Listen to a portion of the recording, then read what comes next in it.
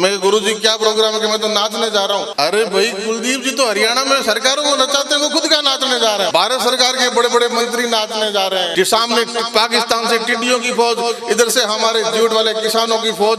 वो मुकाबला मैंने देखा। और सुबह समाज की धर्मशाला के उद्घाटन अवसर पर नाचना की इस पवित्र धरती पर हमारे संरक्षक महोदय का जोरदार तालियों से हम इस्तकबाल करते हैं और जोरदार तालियों से उनका अभिनंदन करते हैं। मंच पर हमारी सभा के राष्ट्रीय अध्यक्ष आदरणीय देवेंद्र जी, वरिष्ठ विधायक मार्गदर्शक आदरणीय बब्बा राम जी, भारतीय पुलिस सेवा के अधिकारी देवेंद्र जी और राजस्थान पुलिस सेवा के अधिकारी सेवानिवृत्त जो मंच का संचालन करते हैं जीवन राम जी, नौजवान साथी उप प्रमुख जोधपुर के रूप में भाई विक्रम, आदरणीय हुक्माराम जी और सर प्रधान अर्जुन जी मेघवाल, आप स्थानीय प्रधान है पंचायत समिति नाचना। अर्जुन जी बीकानेर में तो एमपी बना दिया अर्जुन जी मेघवाल ने 3 बार। और हमारे भागीरथ अग्रवाल जी जो प्रधान प्रतिनिधि बज्जू, और साथ में मातृशक्ति के रूप में मंच पर प्रतिनिधि के रूप में बैठी, जिनके बैठने से सभा में 4 चांद लग गए हों, ऐसी हमारी पूर्व सरपंच लगातार 20 वर्षों तक सरपंच रही चांद कंवर जी का भी हम जोरदार अभिनंदन करते हैं। आदरणीय ठाकर साहब विराजमान है, उनका भी अभिनंदन करते हैं। और इस समारोह में जहां हम उपस्थित हुए हैं, इसका बीजारोपण करने वाले वर्षों पहले इस जगह को यहाँ प्रशासनिक अधिकारी के रूप में रहते हुए बहुत बड़ा सहयोग करने वाले आदरणीय बलवंत धारणिया जी हमारे बीच में, उनका भी हम जोरदार अभिनंदन करते हैं। और समय समय पर प्रशासनिक अधिकारियों के रूप में, चाहे पुलिस के अधिकारी हुक्माराम जी हो, चाहे हमारे जुडिशरी के अधिकारी सभी सुनील जी बोल रहे थे वो हो, जो भी आ रहे उन्होंने अपने कर्तृत्व से, अपने ताकत से समाज के इस काम में अपना महत्वपूर्ण योगदान दिया। और साथ ही अभिनंदन करते हैं आज की जो आपकी टीम है, जिन्होंने आयोजन रखा, जिनके नेतृत्व में इतनी सुंदर भव्य धर्मशाला का निर्माण हुआ है। हमारे आदरणीय प्रधान जी हो, चाहे भंवरलाल जी और बाखरा राम जी, पहाड़ की तरह डटे रहे, किसी भी समस्या को अपने ऊपर हावी नहीं होने दिया, ऐसे बाखरा राम जी और सेवक दल के अध्यक्ष लाडू राम जी और ये सारी टीम जिन्होंने इस आयोजन में इतने प्राणपण से लगे, उनका हम साधुवाद करते हैं, धन्यवाद करते हैं। आज सुबह सुबह अभी आदरणीय बब्बा राम जी कह रहे थे 50 वर्ष की पहले की स्कॉर्पियो की, आज की स्कॉर्पियो की तुलना बात कर रहे थे। सुबह सुबह मैंने नोखा से फोन किया आदरणीय गुरुदेव को, मैं गुरुजी क्या प्रोग्राम है कि मैं तो नाचने जा रहा हूँ। और दिल्ली में आदरणीय कुलदीप जी से मुलाकात है, उनका कार्यक्रम था। दिल्ली से फ्लाइट से आने का तो मैं एयरपोर्ट पहुंचा और एयरपोर्ट पे फ्लाइट आ गई, लेकिन कुलदीप जी नहीं आए। तो वह विवेक यादव है जो मैनेजर एयरपोर्ट का, वो भी हरियाणा से है। तो पैसेंजर लिस्ट मंगाई तो लिस्ट में कुलदीप जी का नाम, लेकिन कुलदीप जी नहीं आए। तो मैंने भाई साहब को फोन किया कि मैं तो बाई रोड, नाचना आने की इतनी जल्दी थी कि मैं रात को बाई रोड ही आ गया बीकानेर।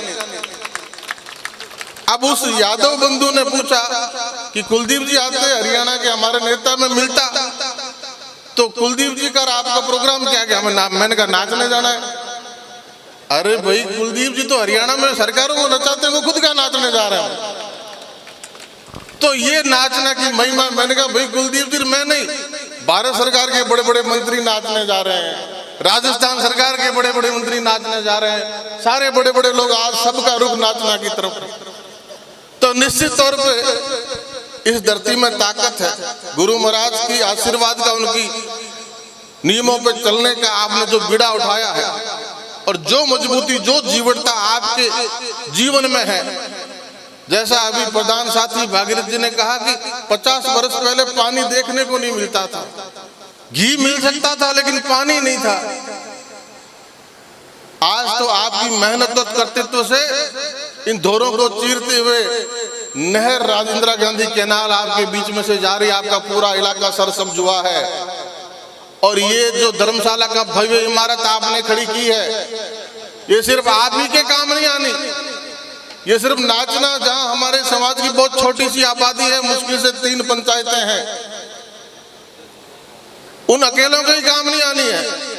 आदरणीय कुलदीप जी, इस जगह पर पंजाब का हमारा भाई भी, जिसको यह अलॉटी है, मुरबे है, हरियाणा के भी सैकड़ों हजारों भाई हैं, गंगानगर, हनुमानगढ़, बीकानेर, सभी जगह के समाज के बंधुओं का यहाँ आना जाना है।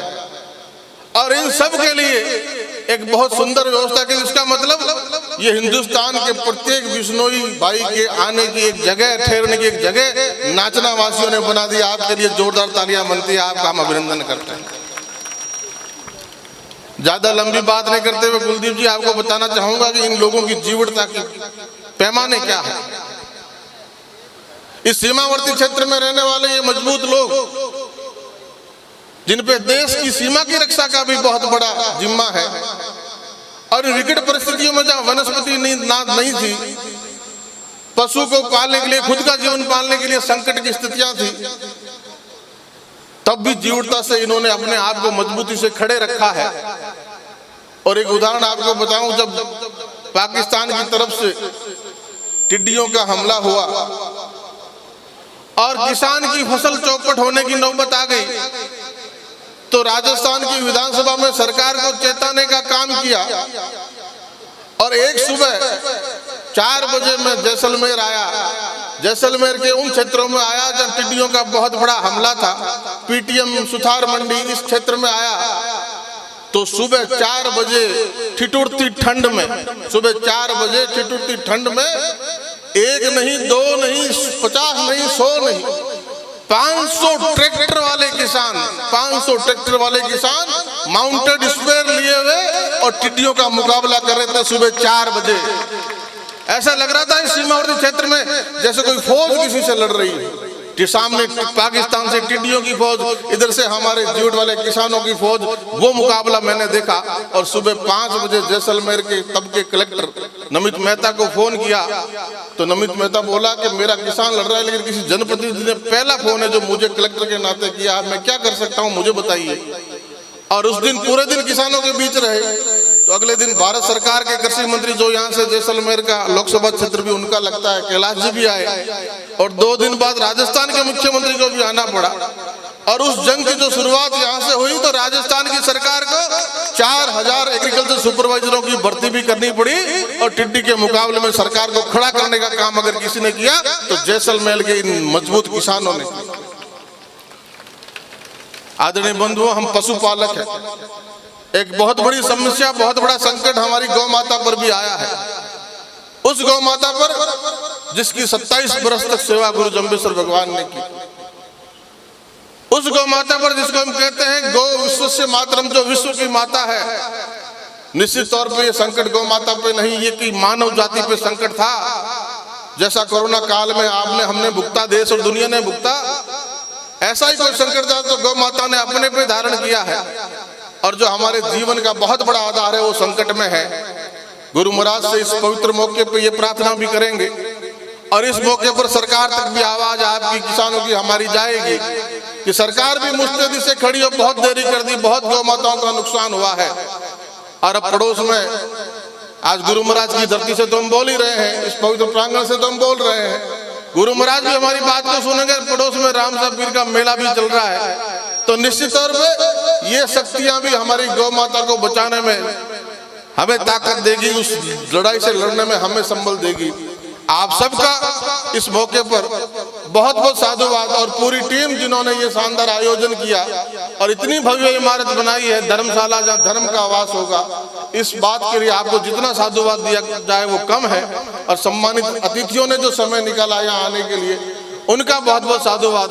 और सामने विराजे मातृशक्ति, आप सबको प्रणाम, बहुत बहुत धन्यवाद। जय हिंद, जय भारत।